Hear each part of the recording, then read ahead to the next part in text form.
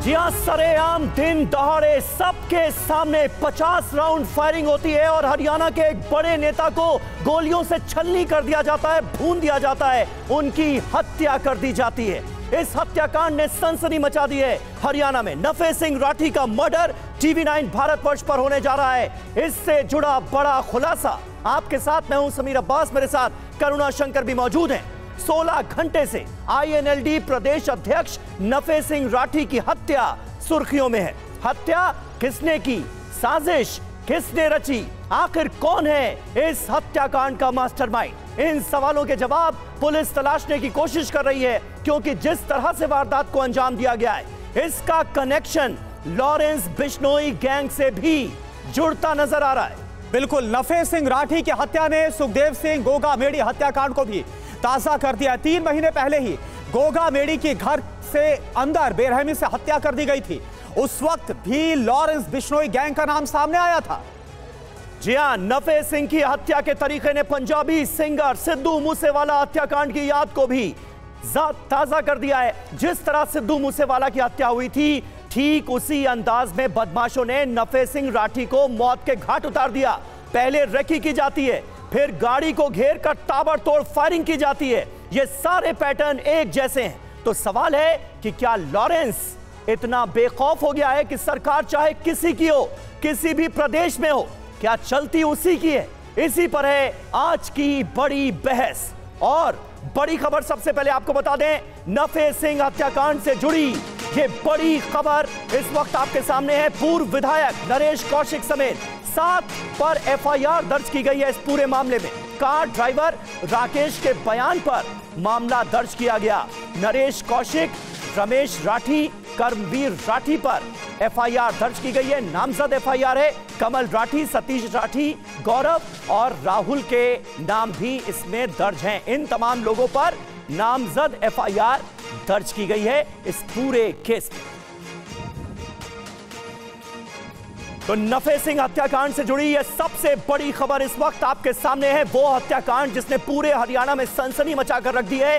Car driver Rakesh के बयान के आधार पर अब पुलिस ने इस मामले में FIR दर्ज की है।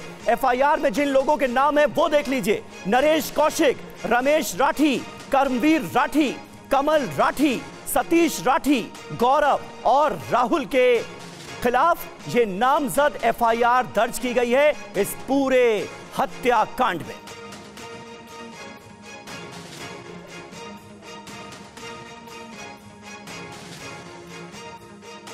तो ये बड़ी खबर और इससे जुड़ी हर अपडेट लगातार हम आप तक पहुंचाएंगे। हरियाणा में दिन दहाड़े मर्डर हुआ है, सबके सामने सरेआम गोलियों से छलनी कर दिया गया नफे सिंह राठी को, जो कि INLD के प्रदेश अध्यक्ष थे। इसके बाद परिवार की तरफ से यह आरोप लगाया गया कि उनकी सुरक्षा को खतरा था और इसका इल्म प्रशासन को था। यहां तक कि नफे सिंह राठी खुद मुख्यमंत्री से मिलकर अपनी सुरक्षा की गुहार लगा चुके थे, लेकिन फिर भी उन्हें सुरक्षा मुहैया नहीं कराई गई। और देखिए, इस खबर से परे एक और बहुत बड़ी खबर आ रही है। ज्ञानवापी तहखाने में पूजा जारी रहेगी, हाई कोर्ट ने यह क्लियर कर दिया है। हाई कोर्ट से मुस्लिम पक्ष की याचिका खारिज हो गई है। यह बहुत बड़ी खबर इस वक्त सामने आ रही है। ज्ञानवापी के व्यास जी तहखाने में रोजाना 5 बार आरती हो रही है, पूजा अर्चना हो रही है। यह सिलसिला जारी रहेगा। आधार रहा फिलहाल मुस्लिम पक्षकारों का, और जो व्यास की पूजा के लिए लगातार ये रोक की मांग कर रहे हैं, तो क्यों आखिर मुस्लिम पक्षकार अब इस पूरे मामले में रोक की मांग कर रहे हैं? देखिए, इसमें जो आधार बना है, मुझे लगता है माननीय न्यायालय के फैसले का, उसमें कोर्ट के सामने हमने स्पष्ट रूप से बात रखी थी कि सेक्शन 151 CPC में कोर्ट को पावर है, जहां पे कोर्ट अगर कोई चीज मिस हो गई ऑर्डर में तो उसको क्लैरिफाई कर सकती है फर्दर ऑर्डर से। और साथ ही साथ जो उस केस की हिस्ट्री है वो एक बहुत ही चेकर्ड हिस्ट्री है कि व्यास परिवार बराबर नवंबर-दिसंबर 1993 तक वहां पे पूजा पाठ करता चला आ रहा था। उसके काफी एविडेंसेस और प्रूफ हमने कोर्ट के सामने दाखिल किए थे। इसलिए मुझे लगता है, इसलिए आज माननीय न्यायालय ने दोनों पक्षों को सुनने के बाद एक वेल रीजन जजमेंट दिया है, जिससे अंजुमन इंतजामिया की जो दोनों फर्स्ट अपील फ्रॉम ऑर्डर्स थी उसको डिसमिस किया। पूजा पर कोई रोक नहीं है, पूजा चलेगी। नहीं, एक डिटेल्ड जजमेंट से आज दोनों फर्स्ट अपील्स डिसमिस की गई हैं। तो जो डिस्ट्रिक्ट जज का ऑर्डर था वो प्रभावी है और वो ऑर्डर इंप्लीमेंट हो चुका है। क्या ऑब्जर्वेशन दिया जजमेंट में? देखिए, अभी तो डिटेल्ड जजमेंट फॉलो करेगा तो उसको हम पढ़ेंगे, उसके बाद आपको बताएंगे।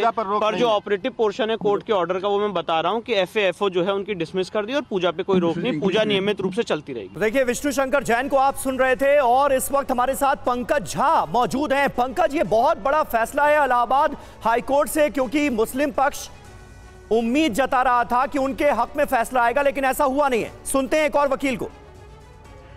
द व्यास सेलर इन ज्ञान व्यापी complex will continue. Thank you. अंदर लेना, अंदर हुए उसको खारिज कर दिया है और ये कहा है कि जो ऑर्डर था डिस्ट्रिक्ट जज का वो सही था। वहाँ जो पूजा हो रही है एज इट इज होती रहेगी। अच्छा, पूजा होती अपॉइंटमेंट ऑफ रिसीवर जो डीएम को किया है वो सही है, वो गलत नहीं है। 17 जनवरी और 31 जनवरी का जो आदेश है वो एज इट इज रहेगा। वो उस आदेश के खिलाफ थे ये, वो दोनों ही आदेश एज इट इज रहेंगे। अच्छा, इसके अलावा मुस्लिम पक्ष के पास अब क्या विकल्प इसके अलावा ये है कि या तो वो यहाँ रिव्यू दाखिल करें, रिव्यू नहीं करेंगे, जहां तक है कि वो एसएलपी करेंगे, सुप्रीम कोर्ट जाएंगे। अच्छा, सुप्रीम कोर्ट वो पहले भी गए थे, वहां से कहा गया था कि यहाँ पर सुनवाई करें। वो सुनवाई यहाँ पे करे, वो अर्जेंसी में गए थे। अब यहाँ पे जो टेक्निकलिटी है वो खत्म हो गई, यहाँ की रेमेडी उन्होंने अवेल कर दी। अब इसके बाद वो सुप्रीम कोर्ट जाएंगे, एसएलपी करेंगे। इसमें उनके पास जो अब ऑप्शन है वो है एसएलपी का। क्योंकि दोनों याचिकाएं खारिज हो गई हैं। दोनों याचिकाएं खारिज हो गई जी। मुस्लिम पक्ष को इलाहाबाद हाई कोर्ट से बड़ा झटका लगा है और इसके साथ तो देखिए, मुस्लिम पक्ष को ये बड़ा झटका लगा है करुणा, क्योंकि इलाहाबाद हाईकोर्ट का रास्ता खुला है। जिला अदालत के फैसले के बाद ये कहा गया था, अब इलाहाबाद हाईकोर्ट ने भी ये क्लियर कर दिया है कि पूजा जारी रहेगी। बिल्कुल। और समीर, थोड़ा सा इसमें हम बता देना चाहेंगे दर्शकों को कि सितंबर 2023 में व्यास जी तहखाने में पूजा करने की जो अर्जी है वो लगाई गई थी, इसकी मांग रखी गई थी। हालांकि इसके खिलाफ जो मुस्लिम पक्ष है उसने पहले सुप्रीम कोर्ट का रुख किया था और सुप्रीम कोर्ट की तरफ से मुस्लिम पक्ष को कहा गया था कि वो पहले हाई कोर्ट का रुख करे और उसके बाद इलाहाबाद हाई कोर्ट की तरफ से आज बहुत बड़ा फैसला। हालांकि जो मुस्लिम पक्ष है जिसकी याचिका खारिज की गई है उसे बड़ा झटका लगा है, लेकिन अभी जिस तरह से जो हिंदू पक्ष उनके वकील की तरफ से कहा गया कि अब आगे मुस्लिम पक्ष के पास तमाम जो उपाय हैं, अब देखना होगा वो क्या करते हैं। लेकिन आज जिस तरह से व्यास जी तहखाने में पूजा को लेकर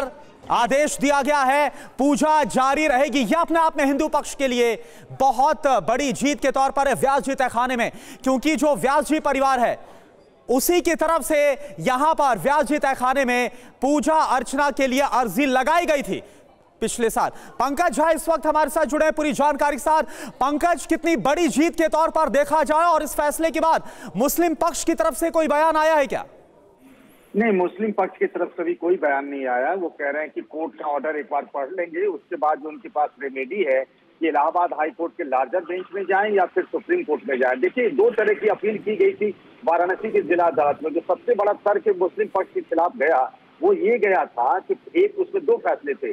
पहला ये था कि व्यास जी के तहखाने का कस्टोडियन जो है डीएम को बनाया जाए। उसके बाद दूसरा फैसला आया पूजा कराने को। जब कस्टोडियन वाले फैसले का विरोध नहीं किया गया तो ये वाला तर्क मुस्लिम पक्ष के खिलाफ चला गया और आज उनकी अपील जो है वो कोर्ट ने, इलाहाबाद हाई कोर्ट ने खारिज कर दी उनकी आपत्ति। पंकज हमारे साथ मौजूद है और हमारे सहयोगी पीयूष पांडे भी इस वक्त हमारे साथ मौजूद हैं, वो भी हमारे साथ लाइव जुड़ रहे हैं। पीयूष, अपने आप में ये बड़ा फैसला है इलाहाबाद हाईकोर्ट से, मुस्लिम पक्ष को निश्चित तौर पर बड़ा झटका लगा है, हिंदू पक्ष की ये जीत है, लेकिन इसका आधार क्या था, उसकी कुछ और डिटेलिंग हमारे दर्शकों के सामने अगर आप रख सकें, क्योंकि पहले इलाहाबाद हाईकोर्ट की तरफ से कहा गया, जिसका भी जिक्र पंकज झा भी कर रहे थे, कि भाई कस्टोडियन जब बनाया गया तो उसको चुनौती नहीं दी गई। फिर अदालत ने कहा कि आपने जब कस्टोडियन इससे पहले के फैसले में बनाया गया तो उससे चुनौती नहीं दी, 31 जनवरी वाला जो ऑर्डर है उससे चुनौती दे रहे हैं, फिर दोनों को साथ में चुनौती दी गई, अब उनकी याचिका खारिज हो गई।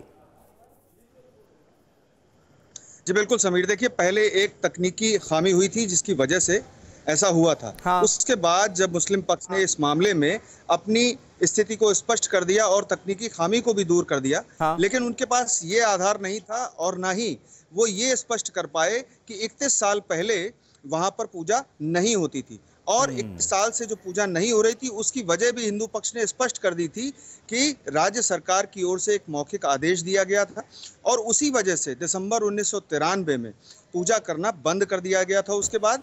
और यही वजह थी कि 31 साल बाद 31 जनवरी को जो बनारस की कोर्ट थी उसने पूजा करने की इजाजत दी व्यास तहखाने में और फिर उसके बाद मामला इलाहाबाद हाईकोर्ट पहुंचा और इलाहाबाद हाईकोर्ट ने दोनों पक्षों को गौर से सुना। खास बात ये थी कि इलाहाबाद हाईकोर्ट ने ये साफ कर दिया था कि मुस्लिम पक्ष ये स्पष्ट करने में साफ नहीं है। एक और अधिवक्ता की बाइट इस वक्त हम सुना देते हैं अपने दर्शकों को, वो क्या कह रहे हैं इस फैसले को लेकर, फिर मैं वापस आता हूं पीयूष। बाद 31 जनवरी के फैसले में उन्होंने पूजा पाठ जो पूर्व में है 1993 तक जो है पूजा पाठ जो है धार्मिक क्रियाएं व्यास परिवार द्वारा जो किया जाता था, सारी क्रियाएं धार्मिक क्रियाएं, उसको पुनः बहाल करने का आदेश जो है माननीय जिला कोर्ट ने दिया था 31 जनवरी 2024 के फैसले में। इसके खिलाफ जो है वो अपील में चले गए थे, हाई कोर्ट गए थे, जहां हाई कोर्ट ने भी सुनवाई किया जो पिछले दिन, और सुनवाई करने के बाद फैसले को सुरक्षित रखा था। और आज हाई कोर्ट ने भी, माननीय हाई कोर्ट ने भी ये माना कि वहाँ पूजा होती थी, धार्मिक क्रियाएं होती थी, और 1993 में बिना किसी दस्तावेजी, किसी प्रमाण, किसी आदेश के, लिखित आदेश के जो है उन्होंने जो है सोच पूजा पाठ और धार्मिक क्रियाओं को बंद कर दिया था, जिसको हाई कोर्ट ने भी माना है कि वहाँ पूजा जो है और धार्मिक क्रियाएं, कथा वगैरह तमाम राग भोग हुआ करता था। इसलिए जो जिला कोर्ट का फैसला रहा है उसको बहाल करते हुए, उसको पुनः जो है उसको न्यायोचित मानते हुए उस पर जो मुहर माननीय हाईकोर्ट ने लगा दिया है। और हमारी और पंकज झा हमारे साथ मौजूद हैं। पंकज, जरा डिटेल में बता सकते हैं आप अदालत में आज क्या क्या हुआ, या फिर सीधे इस मामले में क्योंकि सुनवाई हो ही चुकी थी तो डायरेक्ट फैसला आया है? नहीं, डायरेक्ट फैसला आ गया, और इस बात की घोषणा मतलब वेबसाइट पे कल ही आ गई थी कि आज सवेरे सबसे पहले 10 बजे फैसला ही आ जाएगा।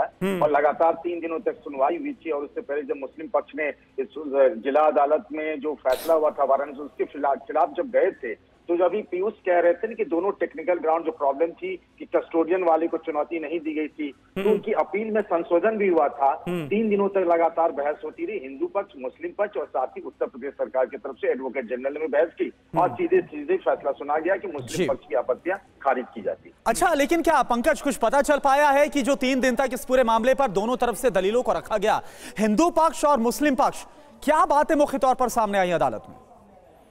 एक तो ये कहा गया कि जितनी जल्दबाजी में मुस्लिम पक्ष की तरफ से कहा गया कि कोर्ट का आदेश आया और हमें रिलीफ नहीं मिला आगे जाने के लिए, और जिस तरीके से वहां के जिला प्रशासन ने पूजा पाठ शुरू करवा दिया, फिर ये कहना कि पहले वहां पूजा पाठ नहीं होता था, तो मुस्लिम पक्ष के तमाम दावों को हिंदू पक्ष की तरफ से खारिज किया गया। उनकी अपनी दलीलें थी। फिर वो लॉ एंड ऑर्डर की स्थिति की बात कही गई, तो यूपी सरकार की तरफ से एडवोकेट जनरल ने कहा कि वहाँ लॉ एंड ऑर्डर की कोई प्रॉब्लम नहीं है, 5 वक्त आरती हो रही है, वहां पर श्रद्धालु जा रहे हैं, और कोई ऐसी व्यवस्था नहीं खराब हो रही है जिससे वहाँ लॉ एंड ऑर्डर की स्थिति खराब हो सके। पीयूष पांडे भी हमारे साथ इस वक्त मौजूद हैं। पीयूष, आप थोड़ी टेक्निकलिटीज पर भी बात कर रहे थे इस पूरे आदेश की, किस आधार पर यह फैसला हुआ, क्या क्या दलीलें दी गई, और खास करके उत्तर प्रदेश सरकार का रुख अदालत में क्या रहा, वो अगर आप क्लियर कर पाएं।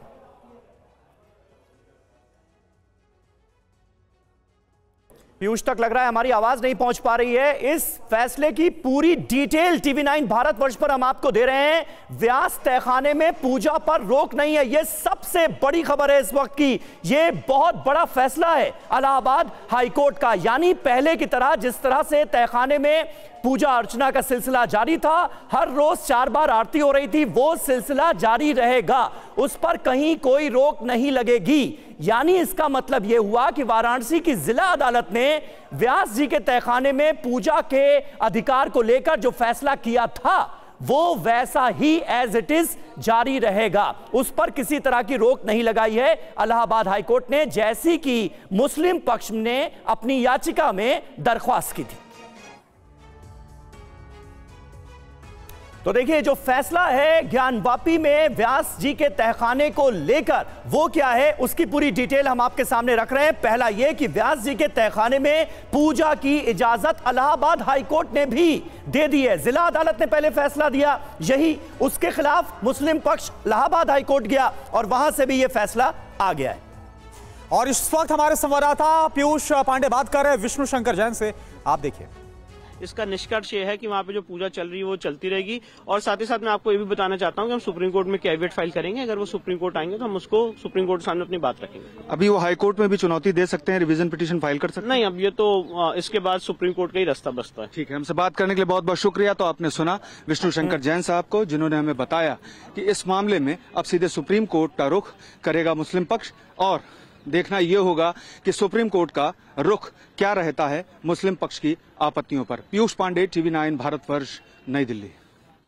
तो पीयूष पांडे हमारे संवाददाता बात कर रहे थे हिंदू पक्ष के वकील विष्णु शंकर जैन से, और पंकज झा भी इस वक्त हमारे साथ जुड़ गए हैं। पंकज, ज्यादा आसार इसी बात के जताए जा रहे हैं हिंदू पक्ष की तरफ से, विष्णु शंकर जैन को हम अभी सुन रहे थे, कि मुस्लिम पक्ष अब इस फैसले के खिलाफ सुप्रीम कोर्ट ही जाए। जी हाँ, बिल्कुल। अब तो चूंकि डिस्ट्रिक्ट कोर्ट और उसके बाद इलाहाबाद हाई कोर्ट, अब तो एक ही विकल्प बचता है मुस्लिम पक्ष के पास। तो जो सीधे सुप्रीम कोर्ट में गए थे अर्जेंसी को लेकर के कि वहाँ पूजा पाठ शुरू होने वाली हो चुकी है, उसको जल्द उसके खिलाफ फैसला हो, तो उसको लेकर वो गए थे सुप्रीम कोर्ट। सुप्रीम कोर्ट ने कहा इलाहाबाद हाई कोर्ट ने मुस्लिम पक्ष के खिलाफ फैसला सुना दिया है। तब सुप्रीम कोर्ट के अलावा मुस्लिम पक्ष के पास कोई विकल्प नहीं बचता है, तो जाहिर सी बात है वो सुप्रीम कोर्ट ही जाएंगे। और पंकज, अभी हम सुन रहे थे जो बातचीत हो रही थी, विष्णु शंकर जैन ने यह भी कहा कि अगर सुप्रीम कोर्ट का रुख किया जाता है मुस्लिम पक्ष की तरफ से, तो हम अपनी तरफ से कैविएट भी लगाएंगे, यानी कि हिंदू पक्ष को जरूर सुना जाए। जी हाँ, बिल्कुल, उनकी बात को सुना जाएगा। इसीलिए उन्होंने कहा कि हम कैविएट लगाएंगे, दोनों पक्ष अपनी अपनी बातें रखेंगे, और उस वक्त में यूपी सरकार की तरफ से भी कोई अपनी बात रखेगा, तर्क रखेगा, उसके बाद ही सुप्रीम कोर्ट इस मामले में अगला फैसला सुनाएगी। बिल्कुल, लेकिन सिर्फ ये पूरा का पूरा मामला पंकज जी, हम और आप जानते हैं कि व्यास जी के तहखाने में पूजा के अधिकार तक ही सीमित नहीं है। ज्ञानवापी मंदिर या मस्जिद, इसका फैसला हो, ये हिंदू पक्ष लगातार डिमांड कर रहा है, चाह रहा है, और वो कह रहा है कि पूरा कैंपस जो है उस पर हमारा अधिकार हो, वहां पर पूजा अर्चना हो सके। आज का जो फैसला है इलाहाबाद हाई कोर्ट का, वो कैसे नजीर बनेगा आने वाली जो पूरी एक लड़ाई है, जो कानूनी लड़ाई लड़ी जा रही है, उसके मद्देनजर? पहले आप याद करिए कि एडवोकेट कमिश्नर से सर्वे हुआ, फिर उसके बाद एएसआई की तरफ से साइंटिफिक सर्वे हुआ। हाँ। 2 तहखाने जिनका सर्वे नहीं हुआ है, उसकी भी याचिका वाराणसी की जिला अदालत में पड़ गई है। उसके बाद एक इलाका जो है जिसको सुप्रीम कोर्ट ने सील कर रखा है, वजू खाने का इलाका, उसका भी सर्वे के लिए अपील पड़ी हुई। करीब 17 जो है वो अलग अलग अदालतों में इस तरह की पिटीशन पड़े हुए हैं, और मूलतः सबका आखिरी जो लॉजिकल कंक्लूजन की तरफ जो ले जाना है वो यही है कि ये हिंदू पक्ष का है ये मामला, और उनको वो पूरी की पूरी जो इलाका है ज्ञानवापी परिसर हिंदू पक्ष को सौंप दिया जाए। अभी व्यास जी के तहखाने में पूजा शुरू हुई है, उसके बाद श्रृंगार गौरी की पूजा के भी अधिकार को लेकर मामला चल रहा है। आखिरी जो है लॉजिकल, अगर ये हिंदू पक्ष की तरफ से बात करें तो यही कह रहे हैं कि वहाँ मंदिर था और मंदिर उनको मिले। चलिए, बहुत बहुत शुक्रिया पंकज आपका इस ताजा जानकारी और अपडेट के लिए। इलाहाबाद हाईकोर्ट का यह बड़ा फैसला जो कि हिंदू पक्ष के हक में गया है।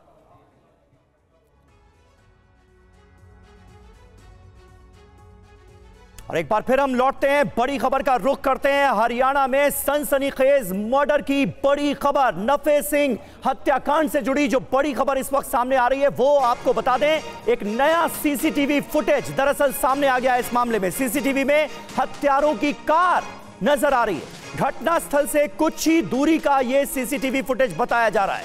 कार में हमलावर साफ तौर पर बैठे नजर आ रहे हैं, उनके चेहरे भी बहुत हद तक साफ दिख रहे हैं।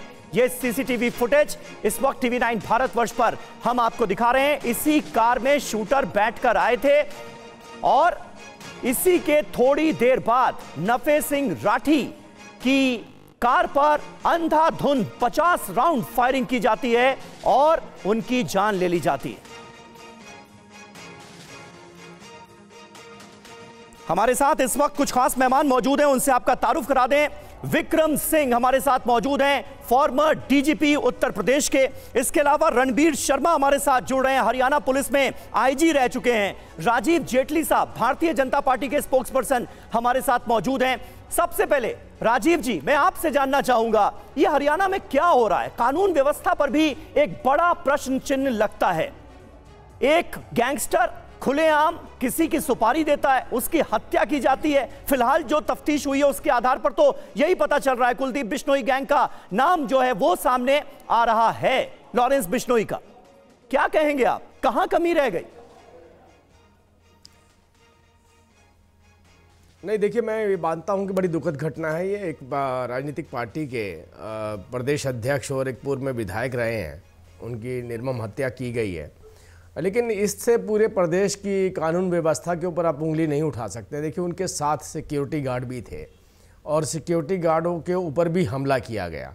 और जो आपने तीसरा नाम लिया बिश्नोई गैंग का, तो बिश्नोई गैंग के ऊपर तो इन्हीं की पार्टी के जो अध्यक्ष हैं उन्होंने कहा कि इसमें उनकी कोई संलिप्तता नहीं है।